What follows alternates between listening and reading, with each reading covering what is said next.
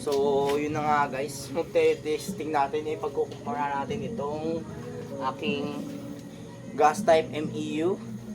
Ayan, gas type. Tapos, etong spring type 1911. So, pagkukumpara natin ang lakas nila or ang kanilang tibay, distansya. Pag ito-testing namin, nakahanda rin. Yan yung lata namin. Hindi ko lang masyadong ipinakita. Pasensya na kayo guys. Kung gusto nyo, iaayos lang natin yung camera para sandali lang natin makayano. Ano yun?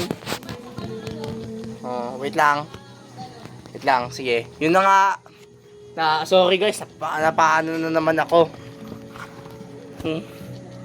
Kung wait lang kayo ha. Huwag nyo munang hintayin na patayin muna to. Unahin natin itong spring type. Kung sino yung malakas mag-damage sa kanila ng recoil. Oh, grabe. Asintado. Pero hindi nabutas ng spring type. Napaka-asintado niya, hindi siya nabutas. Ulitin natin.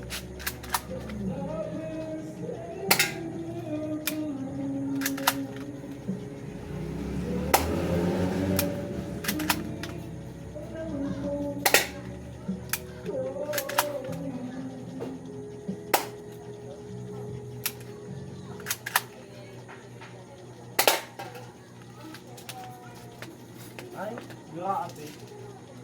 Na-damage lang to. Medyo maliit lang yung damage ng ng spring type. Di siya ganong malakas. Medyo malakas lang siya pero di naman niya kinaya yung pagbutas ng lata. Testing natin ulit.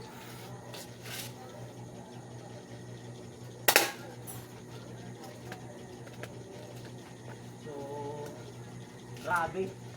Nayuyupi lang yung lata. Ito pa. Nayuyupi lang pa yung lata dito sa spring type.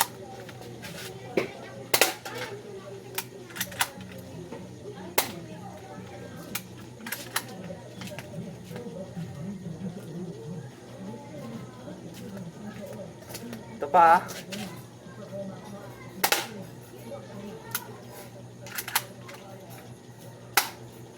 Grabe, wala nang bala. Nayupi lang yung lata niya. Pero kasi ganoon lang talaga kalakas ang power ni spring type 1911. Pero tingnan mo sa itsura niya, matagal na to sa akin. Ilang years na to. Tingnan mo, may na-damage na nga yung kanyang hammer pero okay lang yun, gumagana pa. At least yung nagagamit natin ng mabuti. Huwag na natin isipin yung hammer dito na nasira.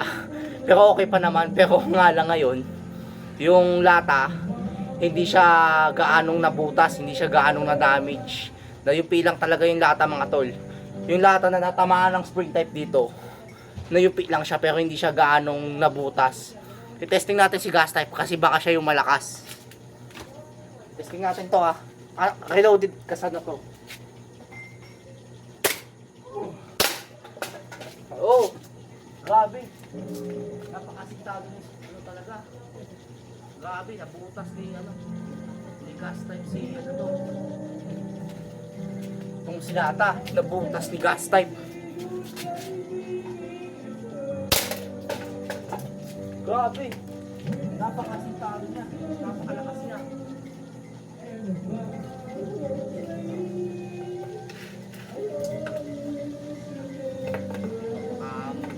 Masinta natin ng masisinta. Isa pang to asintado to.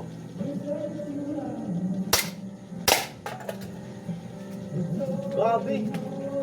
Napaka-asintado niya, tingnan mo.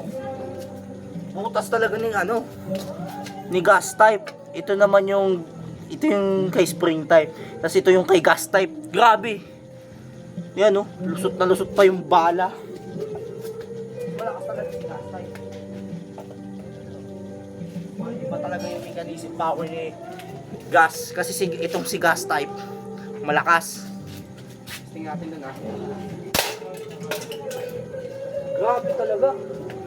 Ang lakas talaga ng gas type, para siyang air gun. Grabe. Hindi nyo akalain. Mga tol, hindi nyo akalain na nabutas yung lata.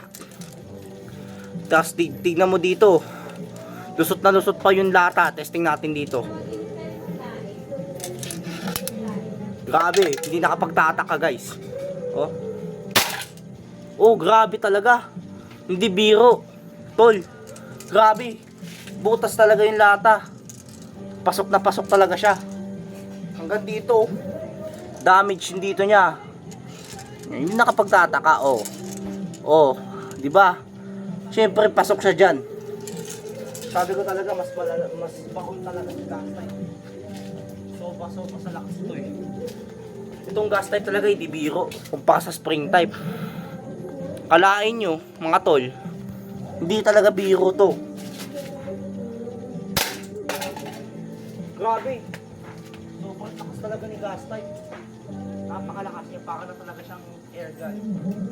Kalain nyo, ang parang gumamit ng air gun. Tapos yung hollow blocks, umuusok pa.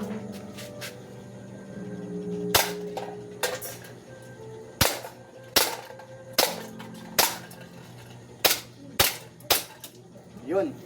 Nakita nyo guys, ubos na yung bala. Ibig sabihin, alisin nyo muna to. Ganyan yung pag ano, yung pag balik sa dati. Tapos ibalik natin yung magazine. Ganyan talaga si gas type. Tignan natin kung anong resulta ng natamaan ng spring type versus sa gas type. So pakita ko sa inyo ang ano, ang mga impact na nangyari kanina. Ito yung kanina. Ito yung kanina guys. So papatay-patay kasi yung video. Ito yung kanina. So makikita nyo guys, ito yung tama ng gas type. Ito yung damage ng gas type. Ito damage ng gas type, damage ng gas type. Ito pa oh, na damage siya ng gas type talaga. Hanggang dito oh, ito yung damage ng spring type. Ito yung damage ng spring type. Kasi ito naman yung damage ng gas type. Ito, na damage din to ng gas type. Hanggang dito, pasok na pasok talaga yung gas type talaga, sobrang pasok. Ito yung may makakita kang butas. Yan yung damage ni gas type yan. Ito naman yung damage ni spring type. Ito yung damage ni spring type. So, ito pa, ito yung damage pa ni spring type. Ito, damage ni spring type. As damage din to ni spring type ito. Ito yung damage ni spring type. Yung mga butas-butas talaga halos.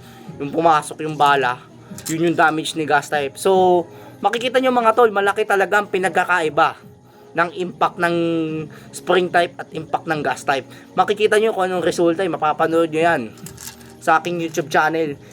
Punta kayo sa Trenton Blood. Doon kayo, mag-search nyo yun, panoorin nyo ang aking mga vlog. Madagdagan ko pa kasi pasensya na kayo, hindi na ako nakakapag-vlog masyado.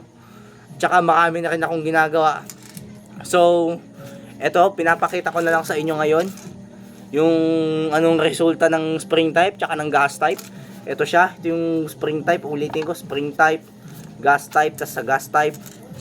Ito naman, gas type. Dito rin, gas type, o gas type dito, hanggang doon. Ito naman kay spring type. Malaki talagang kinaibahan nila kasi si spring type, yung natamaan dito ni spring type, ano lang siya, nayupi lang tong lata. Kasi ganun talaga, nayupi itong lata kay spring type. Pero ang nakabutas sa kanya, itong nakabutas kay lata, si gas type ang nakabutas dito. Malaki talagang pagkakaiba tol. Tingnan mo sa ano, i-compare natin ang gas type at spring type. Ito yung spring type na powered. Spring powered siya. Pero lang talaga, na-damage niya lang at nayupi niya lang yung lata. Ito talaga, oo. Pasok na pasok talaga siya sa lata. Halos mukhang madudurog yung lata dito sa ano. Malaki talaga ang pinagkaibahan nila sa pagitan ng spring type at sa gas type.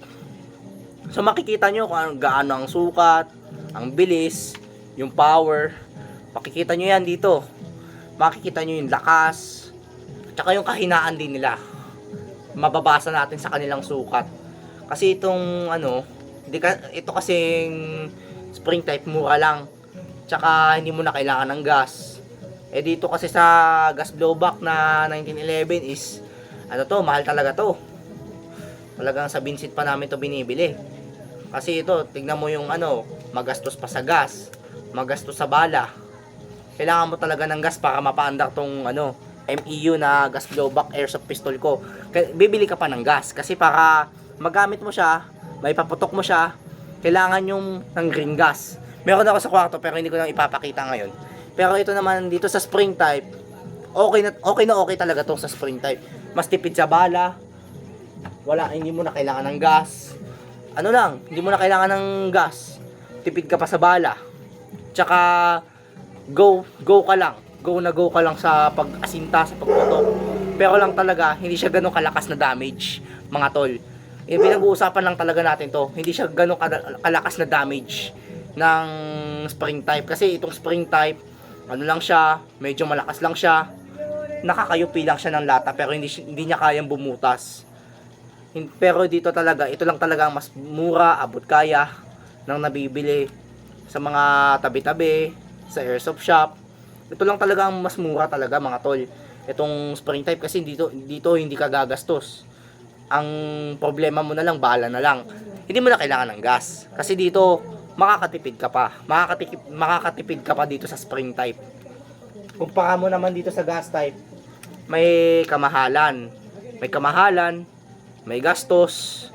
Marami pang iba. May kamahalan, may gastos. Sa bala, saka sa gas. Mas mahal talaga si gas type kumpara kay spring type. Kasi si spring type lang talagang mas mura at mas abot kaya kumpara dito kay gas type. Kasi tignan mo to si gas type. 'Di ba? Nakabutas siya ng lata. Ibig sabihin, yung bala pumasok sa lata o kaya ibang material. Pasok si gas type. Kasi lampas ang kanyang power up ng recoil ng bala ng gas. Mas magastos talaga si gas type kasi ito talaga mahal, nakabasag ng lata, nakabasag ng bote, yun lang talaga. Tsaka ng ibang material, nakabutas siya ng ibang material parang sa airgun o sa tunay na baril. Pero sa spring type hindi siya gaanong kalakas. Pero lang talaga, kung gusto nyo panoorin ang aking video, i-like at mag-comment lang kayo, mag-subscribe na rin kayo sa akin. Search yung Trenton Blood. Lagi nyo ako mapanood. Salamat na lang. Bye bye mga tol.